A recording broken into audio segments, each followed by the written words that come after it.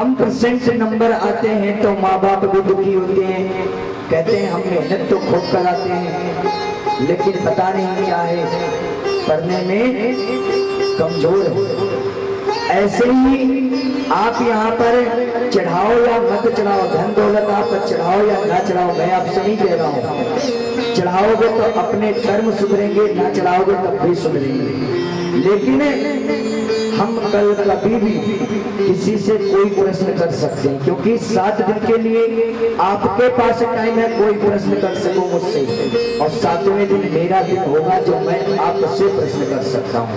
परिचित जी महाराज ध्यान रखना, हम हर रोज पूछते हैं कि ये बताओ आप कल प्रसंग मैंने कहाँ ग्रहण किया था, और कल ये भी पूछ सकता हूँ मैं आपसे कि सर्वप्रथम सोनकादि 88,000 ऋषियों को कौन से संत कथा श्रवण करा रहे थे। पूरी 7 दिवस की कथा में से मैं कहीं पर भी कुछ भी आपसे पूछ सकता हूँ। आप दक्षिणा दो या मत दो, यहाँ कुछ लाओ या मत लाओ, लेकिन 7 दिवस आपका एग्जाम होगा, ये ध्यान रखना। और ये मत सोचना कि मैं पूछूंगा नहीं, केवल परिचित जी से पूछूंगा। मेरी नजर हर किसी पर है, कौन कहां पर ध्यान है। आपकी नजर ठाकुर जी पर है और हमारी नजर आपके ऊपर है।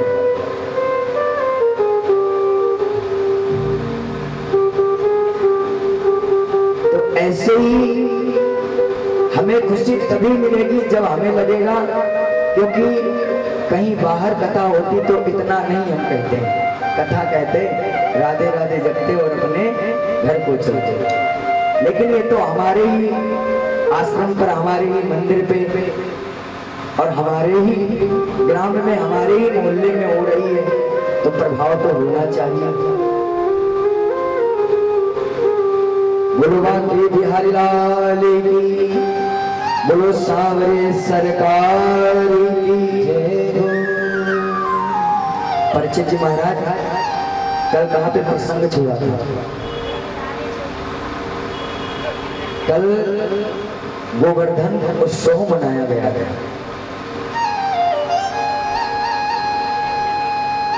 कल गोवर्धन उत्सव बहुत धूमधाम से सभी भक्तों ने मनाया था। आज माता रुक्मिणी का और भगवान ठाकुर जी का विवाह। कल ठाकुर जी की बाल लीलाओं का वर्णन हुआ था। आज ठाकुर जी सखियों के साथ में रास करेंगे,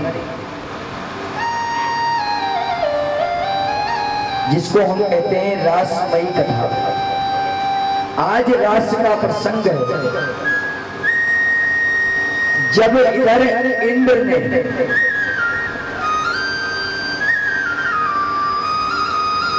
इतनी घनघोर वर्षा करी, इतनी घनघोर वर्षा करी कि पूरे ब्रजमंडल में पानी भरने लगा। इंद्र ने अपने द्वारपालों से कहा कि जाओ देखो कि ब्रज में क्या हो रहा है। आज इधर इंद्र ने जब अपने द्वारपालों को, पार्षदों को भेजा, पार्षद ने जाकर के इंद्र से कहा कि परमात्मा से कहते हैं महाराज मैं तो ब्रज में गया, वहां तो धूल उड़ रही है। जैसे ही इंद्र से कहा कि महाराज वहां तो धूल उड़ रही है, इंद्र कहने लगा मैंने इतनी घनघोर बारिश करी है और तुम कह रहे हो कि ब्रज में धूल उड़ रही है।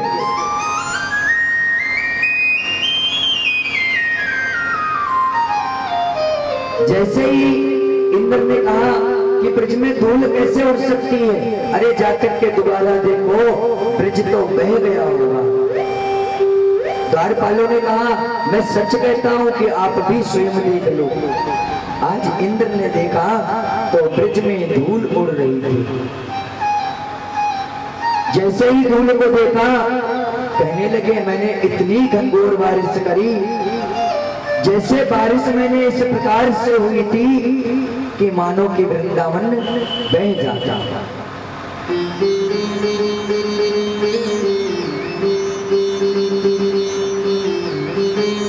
इंद्र ने कहा, मन में विचार किया, कहने लगे कि आज ये क्या हो रहा है। मैंने ब्रज में इतनी घनघोर बारिश करी, फिर भी ब्रज कहीं नहीं गया, वहीं का वहीं ठहरा है।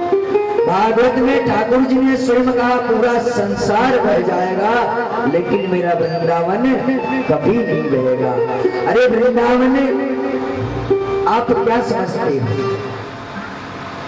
आपका जहाँ स्थान होता है, अगर आप कहीं भी रहो, कहीं भी घूमो, लेकिन आपसे कोई पूछेगा भैया आप कहाँ से हो, तो क्या बताओगे?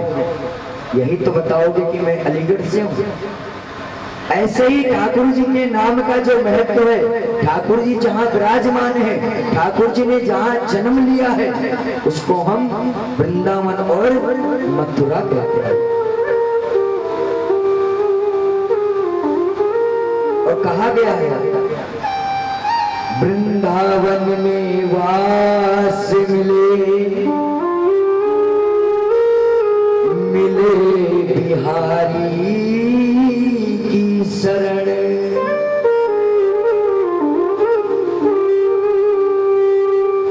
रोज करूं मैं दर्शन प्रभु का, ऐसी कृपा हो श्री राधा। आज के इस कलयुग में सभी यही सोचते हैं, वृंदावन में मेरा वास हो, ब्रज में मेरा वास हो। और जब ब्रज में आप रहोगे तो राधे राधे कहोगे। ऐसे ही ब्रज की लीलाएं हैं, और ब्रज में ठाकुर जी स्वयं अपने भक्तों का पालन करते हैं, अपने भक्तों का मान रखते हैं, और स्वयं ये भी कहते हैं कि कोई मुझे प्रेम से बुलाए, मैं तुरंत दौड़ा चला, साथ ही चले आते हैं। तो ये वृंदावन की महिमा अपार है। संसार में कितना भी महाप्रलय आ जाए, लेकिन वृंदावन पर कोई असर नहीं होगा, क्योंकि वृंदावन तो ठाकुर जी का घर है, और जहाँ ठाकुर जी बैठे हैं उसको कोई बहा सकता है क्या? ऐसे ही आज जब इंद्र ने वर्षा करी और कहने लगे कि ब्रज बहा नहीं, इंद्र ने जाकर के देखा तो ब्रजवासियों की रक्षा कौन कर रहा था? श्री ठाकुर जी कर रहे थे। गिरवर लियो उठाए, गिरवर लियो उठाए कन्हैया, आए छाव धूप में ब्रज भैया। गिरवर को जब ठाकुर जी ने उठाया तो ना तो धूप ना छाव, और सारे ब्रजवासी आकर के ब्रजमान हो गए। इंद्र ने देखा, कहने लगे ब्रजवासियों की रक्षा तो स्वयं ठाकुर जी कर रहे हैं। इंद्र ने वर्षा इसलिए करी थी कि ब्रजवासी पहले इंद्र की पूजा करते हैं। और ध्यान रखना, जहां पर श्री ठाकुर जी का नाम लिया जाएगा वहां इंद्र जो अपना प्रकोप जरूर डाल देंगे। और इस कलयुग में मनुष्यों के लिए भी बताया गया है, जहां पर सत्कर्म सत्संग हो रहा होगा तो वहां पर कोई साउंड बंद कराने आ रहा है, तो कोई कूलर पंखा बंद करा रहा है, कोई कह रहा भैया आवाज बंद कर लो। लेकिन काय लौंडे का ब्याह हो और रात में डीजे बज रहा हो, चाहे 4 घंटा पूर्व पी के लौंडा बजा रहे हो, तो कोई नहीं निकलेगा। और ये अभी कुछ दिन पहले यहाँ पर हुआ भी है। अरे कौन करता है प्रोग्राम? हम रोज रोज थोड़ा करा रहे हैं मंदिर में, ये सत्संग है। फिर आप लोग ही कहते हो कि पंडित जी प्रोग्राम नहीं कराते हैं। अरे करने दोगे तभी तो कराएंगे। हमें कोई दिक्कत ना है, हम बगैर साउंड भी बोल लेंगे। हमारा तो ये कर्म है, यहाँ ना तो कहीं और करेंगे। लेकिन क्या होगा, कौन सा मंदिर बोला जाएगा? सुरेंद्र नगर। कहाँ का? अरे वो सुरेंद्र नगर में मंदिर है, वहां जब भी कोई प्रोग्राम करो कोई ना कोई लफड़ा पड़ जाता है। लेकिन अब की ऐसी कोई तकलीफ नहीं, ठाकुर जी की कृपा से खूब चकाचक का मामला चल रहा है।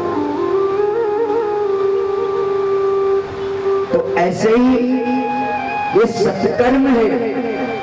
अरे बच्चे पढ़ने वाले घर में सबके होते हैं, सबके हैं। और ये जुलाई के महीना है, इसमें कहीं इतनी ज्यादा हम भी पढ़ने गए हैं ऐसा नहीं है कि स्कूल के पीछे नहीं पढ़े, कॉलेज में ही पढ़े। जुलाई में तो सिर्फ टाइम पास कराया जाता है, कॉलेज में एडमिशन होते हैं, अगस्त तक एडमिशन चलते हैं।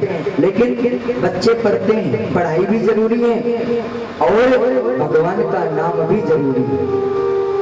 अरे जब भगवान ही नहीं होंगे, ये तुम्हारी इंग्लिश है, उर्दू जो भी है, आया तो सब वेदों से ही है। सबसे पहले संसार में क्या था? पार ब्रह्म था, और पार ब्रह्म जब आया तब हम सब आए।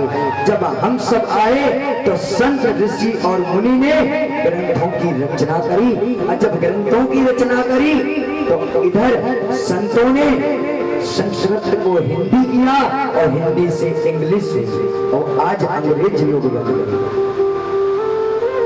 आज भगवान का नाम लोगों को बुरा लगता है, क्योंकि गलती उनकी नहीं, ये कलयुग का प्रभाव है। क्यों प्रभाव है? क्योंकि राजा परीक्षित जब कलयुग राजा परीक्षित की शरण में आया था तो कलयुग को जगह दी थी। एक जगह, 4 जगह तो दी थी, एक ऐसी जगह दी थी कि जहां पर सत्कर्म इत्यादि हो रहा होगा, वहां पर भी कोई ना कोई विघ्न डालेगा तो वहां पर कलयुग का वास होगा। क्योंकि बुद्धि कौन है? माता। और हमारे कंठ में कौन वास करता है? माता सरस्वती। जब सरस्वती की कृपा है और बुद्धि की महिमा, तो आप समझो राधे का नाम हमेशा जपा जाता है। अगर आप में दिमाग ना हो, बुद्धि ना हो, तो आप क्या भगवान का नाम भज पाओगे? अगर ये जीव ना चले तो आपका भगवान का नाम भज पाओगे? अरे हम कौन सा रोज कार्यक्रम करा रहे हैं? 2 दिन की बात और है, आज और कल की, परसों तो भंडारा है और यज्ञ होगा, फिर नहीं होगा। 2-4 महीने कार्यक्रम करें, चतुर्थी ये देखा जाएगा या जन्माष्टमी ये देखा जाएगा।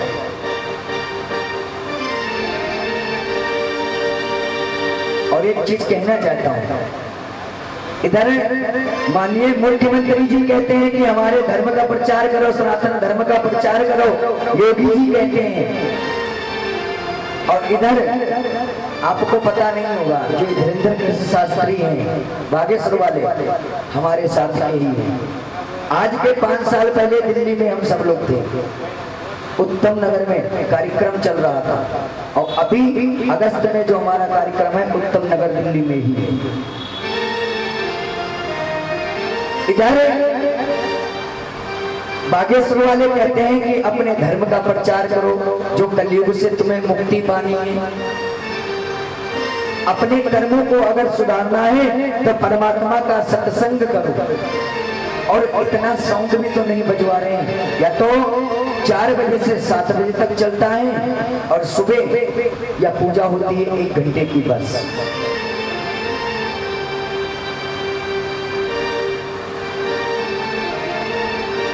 तो ऐसे ही ये सत्कर्म है। ठाकुर जी का जहाँ कार्यक्रम होगा वहाँ 10 तो व्यवस्था संभालने वाले होंगे और 20 व्यवस्था बिगाड़ने वाले होंगे। और जो बिगाड़ने वाले होते हैं उन पर कलयुग का प्रभाव होता है, और जो संभालने वाले होते हैं उन पर श्री बांके बिहारी की कृपा होती है। भोले गोविंद भगवान की जय हो, राधा रानी सरकार की जय। एक बार भजन कर ले, एक बार भजन कर ले, वो